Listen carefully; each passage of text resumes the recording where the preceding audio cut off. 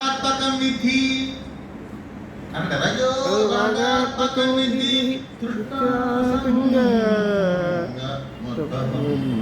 అని పద్నాదికం తేయ కర్మ సంగేన దహిన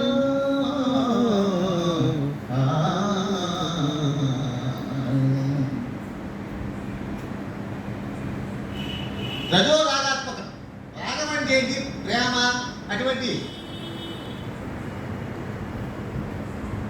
అంటే కోపం. అసలు గుణాలు ఎన్ని? రెండే. అసలు మొత్తం కామక్రోధ లోభ మోహముల మాత్సర్యాలు గుణాలు 6 దుర్గుణాలు. కామం క్రోధం లోభం మోహం. కానీ ఈ కాదు ఒకటే ఉంది, కామం ఒకటే. నాకు కామం అంటే తినేది ఒక ఆలోచన. అదేంటి? జగ్వా కామం, జగ్వకు సంబంధించినటువంటి కోరిక. అట్లాగే చక్షు, కంటికి సంబంధించిన కోరిక. శ్రోత్రు, చెవికి. ఘ్రాణం, ముక్కు. చర్మం. ఈ విధంగా పంచేంద్రియాలకి సెన్స్ ఆర్గాన్స్, జ్ఞానేంద్రియాలు. ఈ జ్ఞానంలో ఏమి లేకపోయినా మనకి క్రోధం వచ్చేస్తాయి. ఈ కామం వల్ల నీకు తీరకపోతే క్రోధం కోపం వచ్చేసింది.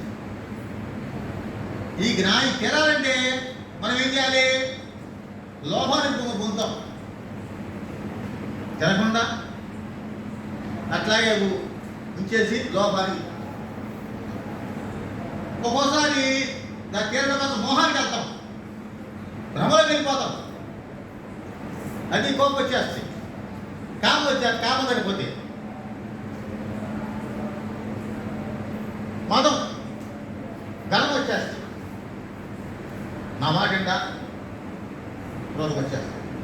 ఈ కామం సరిపోతే మాత్సర్యం, నా మాట ఏవా. ఈ విధంగా ఈ అన్నిటికీ కామమే ప్రధానం. అందువల్ల ధర్మాన్ని కూడా కామాన్ని ధర్మబద్ధంగా, అర్థాన్ని ధర్మబద్ధంగా, పురుషార్థ ధర్మార్థ మోక్షాలు. మోక్షం అంటే మన చేతులు లేదు.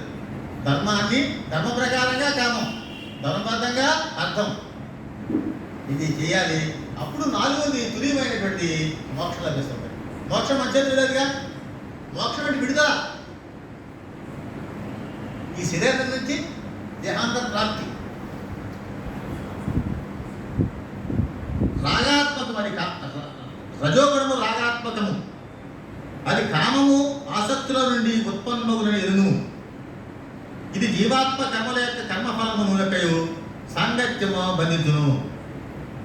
జీవాత్మ యొక్క కర్మల యొక్క కర్మఫలం యొక్క కలయిక వలన ఈ రజోగుణం బంధిస్తుంది మనిషి జీవిని. 8వ శ్లోకం.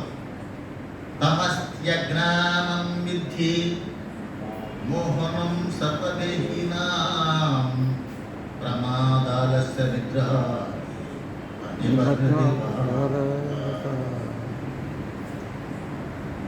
ప్రమాదం అంటే ఏంటంటే ఇంద్రియ అంతఃకరణంలో వ్యర్థ చేష్టలు ప్రమాదం అంటారు. ఇంద్రియాలు, అంతఃకరణాలు వ్యర్థమైన చేష్టలే ప్రమాదం.